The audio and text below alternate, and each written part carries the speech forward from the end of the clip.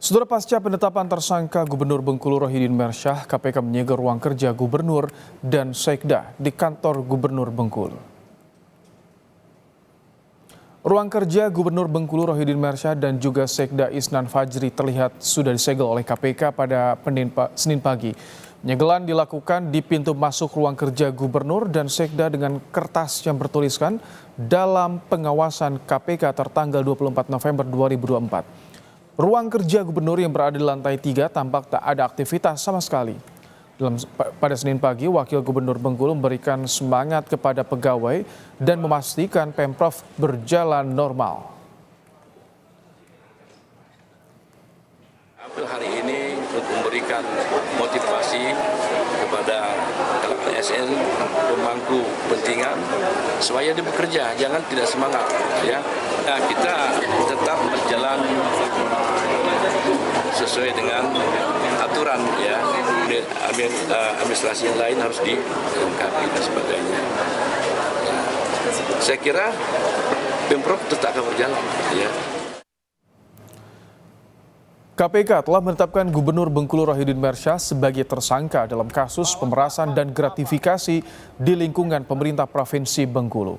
KPK menyita uang senilai 7 miliar rupiah. Rohidin diduga memeras anak buahnya selaku ASN Pemprov Bengkulu untuk kepentingan pilkada. Barang bukti uang tersebut berhasil dihimpun KPK dari 4 tempat yang berbeda, termasuk di rumah Gubernur Bengkulu serta mobil ajudan Gubernur Bengkulu.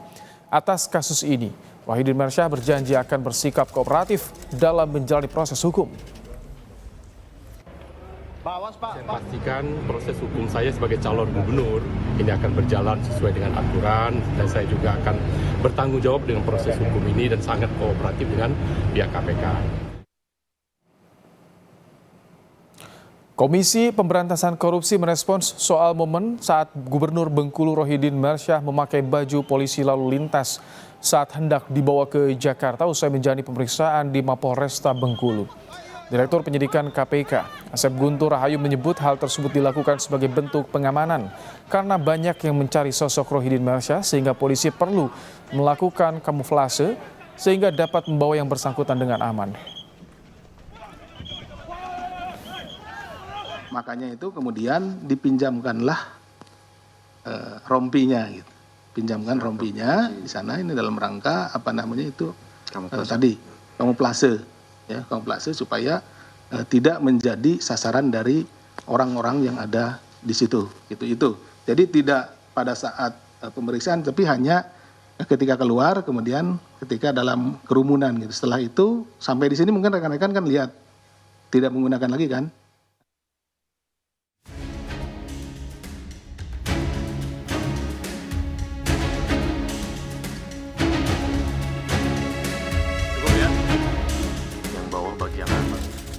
Setelah terjaring operasi tangkap tangan KPK di Bengkulu, penyidik KPK akhirnya menetapkan Gubernur Bengkulu Rohidin Mersyah bersama 2 pejabat daerah Bengkulu lainnya sebagai tersangka pemerasan dan gratifikasi dari sejumlah pejabat daerah di pemerintahan Provinsi Bengkulu. Dalam kasus ini, KPK menyita barang bukti uang senilai 7 miliar rupiah saat operasi tangkap tangan. Uang tersebut disita KPK dari 4 tempat dengan pecahan rupiah, dolar Singapura, dan dolar Amerika Serikat. KPK menyatakan penyelidikan kasus ini sudah dimulai sejak Mei 2024 lalu dengan adanya informasi mengenai adanya mobilisasi dukungan anggaran dari sejumlah kepala dinas terkait dengan rencana keikutsertaan Rohidin dalam Pilkada 2024. Apakah ada nuansa politis? Saya kira tidak, karena saya sampaikan tadi, ini perkara ini dimulai penyelidikan dari bulan Mei.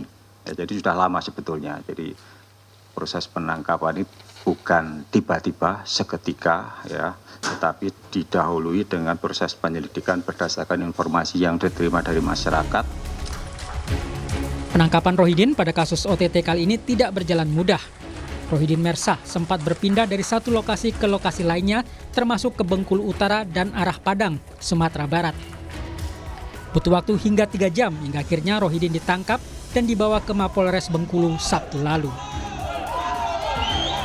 Kita mau lakukan penangkapan, tetapi dia kemudian pergi ke arah Padang itu ke daerah Bengkulu Utara sekitar mungkin 3 jaman dari ini. Itu ada proses saling kejar lah di situ ya. Kemudian singkat ceritanya bisa kita tangkap sama tim, kemudian dibawa ke Mapolres. Saat OTT KPK di Bengkulu, penyidik KPK menangkap 8 orang untuk dilakukan pemeriksaan. Dari 8 orang tersebut, KPK menetapkan 3 orang menjadi tersangka. Ketiga tersangka OTT KPK saat ini telah ditahan di Rutan Cabang KPK Jakarta. Ketiganya akan dilakukan penahanan selama 20 hari ke depan, terhitung sejak tanggal 24 November 2024. Tim Liputan Kompas TV.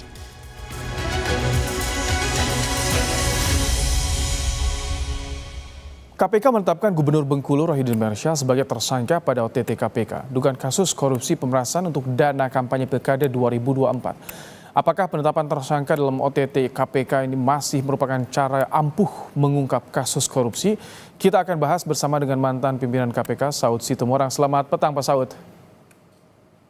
Selamat petang. Baik, Pak Saud, melihat kasus Gubernur Bengkulu ini jadi bukti bahwa OTT memang masih ampuh, masih dibutuhkan dalam menunjang kerja KPK. Ini sebenarnya perintah undang-undang kan, ya harus dijalankan. Gitu. Dan lepas dari perdebatan belakangan ini kan sudah menunjukkan bahwa keadilan itu terungkap di sini bahwa memang justru KPK harus meningkatkan itu. Pertama kalau lihat dari kronologisnya, Alex kan sudah menjelaskan mulai dari proses tahapan pengaduan masyarakat dan kemudian itu dimulai dari tahun ini awal bulan Mei dan seterusnya. Jadi bagian dari penegakan hukum yang adil, berkepastian dan bermanfaat itu kan ya dengan OTT ini sendiri.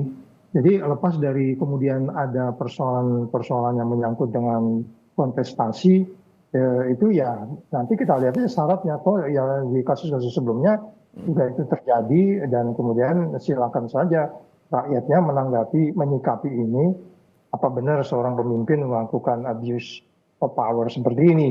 Bayangin aja hampir setiap satker diwajibkan untuk kemudian mendukung dia, kalau nggak mendukung bahkan bakal diganti. Apa pemimpin yang benar seperti itu? Oke, Pak Saud, sepengalaman Anda ketika dulu di KPK, memang abuse of power ketika di masa pemilihan jelang pilkada seperti ini rentan terjadi, marak terjadi. Ya, itu kemarin kan kalau kita katakan dimulai dari awal pengaduan masyarakat. Ada masyarakat yang punya keberanian untuk melaporkan itu. KPK juga nggak menyasar siapapun orang yang mau mengkontestasi, itu bagian dari demokrasi. Dan jangan lupa, dalam varietas demokrasi memberi kita nilai 25 bahwa cara kita berdemokrasi juga jelek.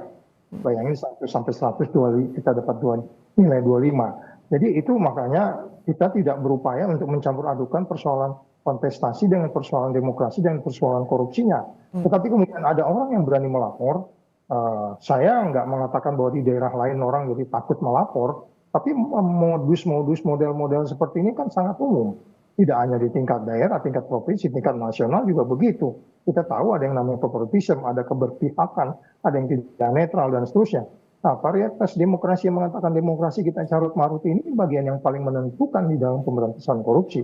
Karena ikutannya kan nanti, bayangin aja kalau umpamanya APBD-nya Bengkulu itu sekitar 2, sekian triliun ya. Itu kan sekian aja udah diambil-ambil kayak begitu kan. Nanti kan berikutnya udah bisa kita bayangkan berapa yang diambil dari APBD yang mereka miliki dari setiap tahunnya. Jadi sekali lagi sebenarnya ini setiap daerah harus memberitahu ke KPK seperti yang disampaikan oleh Alex, supaya kemudian KPK juga bertindak untuk mengambil sikap bahwa kalau memang negeri ini mau bersih, kalau enggak ya kita nggak tahu. Ini dari bulan Mei diusut, kemudian juga pungutan terhadap ASN yang merupakan anak buahnya. Mengapa ini bisa terjadi nih, Pak Saud? Apa yang Anda lihat dari sini? Apakah tidak ada mitigasi atau pencegahan? Oh, itu semua proses yang kita sebut sebagai politik cerdas berintegritas, itu kan sudah dilakukan. Dan itu kerjaan yang paling banyak dilakukan KPK. Tapi kan ketika kita datang, dia ngomong iya, tapi kan kemudian dia jalankan juga dengan metode transaksional seperti itu. Bukan anak buah sendiri yang harusnya bekerja loyal sama dia malah kan itu pasalnya pemerasan ya, selain gratifikasi. Anda bisa bayangkan, dan situasi ini saya pikir tidak hanya di Bengkulu. Kita bisa analisis ini, situasi ini sangat meluas di negeri ini. Dan itu sudah sangat dari awal kita sudah melakukan survei sangat besar memang biayanya untuk kepala daerah untuk melakukan kontestasi. Saya pikir ini kita harus mengubah ke depan ini harus dihentikan kayak begini. Tapi kalau Anda melihat saat ini orang yang dipungut atau yang menjadi korban sudah mulai berani melaporkan. Oh ya, dan itu harapan kita, dan itu yang saya bilang kembali lagi, kalau Anda memberantas korupsi, syaratnya itu pertama Anda harus transparan, Anda akuntabel, terus kemudian bebas dari konflik kepentingan, berarti yang melaporkan itu dia nggak punya konflik kepentingan dengan bosnya, dia laporkan, baru kemudian adalah yang disebut sebagai peran serta, dan mereka sudah peran serta, dan berikutnya yang paling penting nih, ini orang-orang yang melaporkan ini harus dilindungin benar, karena selama ini banyak kan orang yang lapor-lapor gitu karirnya malah dimatiin kan. Apalagi kalau umpamanya yang menang nanti gubernur berikutnya itu pasangannya dia nggak akan dilantik lah, karena dia udah prudent di KPK. Nanti wakilnya ini kan bisa dititip segala macam kemungkinan bisa terjadi. Jadi jangan-jangan ini juga bakal jadi batu pada yang melaporkan. Nah, ini yang saya bilang kita harus melindungi semua orang sehingga ya mereka yakin kalau dia melaporkan peristiwa korupsi mereka akan dilindungi. Jadi ini banyak ini persoalannya, Mas. Harus dilindungi. Tapi biasanya ketika momen pilkada seperti ini, jika ada yang berkaitan dengan petahana atau kepala daerah yang sedang menjabat, ini semakin banyak laporan-laporan seperti ini biasanya, Pak Saud. Oh ya, tapi kan kembali lagi kita nggak bisa abuse power. KPK itu harus melengkapi informasi. Sekali lagi mereka sekarang cuma berapa orang.